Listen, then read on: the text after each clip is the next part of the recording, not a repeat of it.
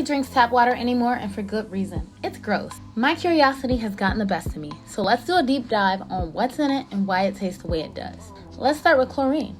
It's fairly common knowledge that chlorine is added to water to prevent the unchecked growth of pathogens and life-threatening bacteria.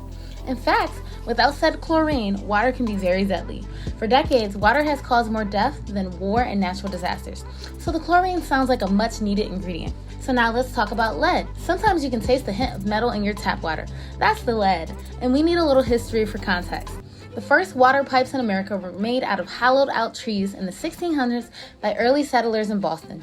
In the 1800s, Philly pioneered the cast iron pipes and the rest of the country followed suit. The only issue was, cast iron wasn't durable for long periods of time, so lead was introduced. People started getting sick, cancer started popping up, babies started being born with defects, if at all. So in the 1980s, they banned the creation of any new lead pipes. But the original ones are still delivering the water to our sinks. Now let's talk about toilet water. Toilet water is recycled into our drinking water.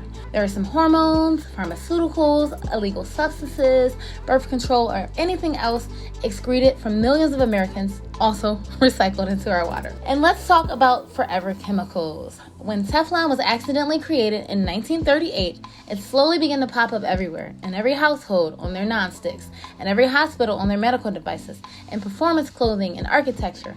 Every product has waste, and this waste was burned in the air and dumped in waters.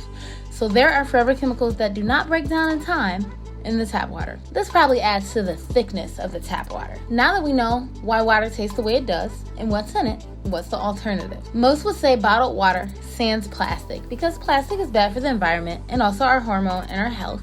So then what? If anyone asks my opinion, I would say a high quality water filter, one you can attach to your sink for cooking water or rinsing your veggies. Now please note, I am not making this video to sell a product. Please do your own research on a quality water filter and make an informed decision when you're buying one, or don't. If you like this video, please comment and subscribe, and I will do a deep dive on something else. Bye-bye.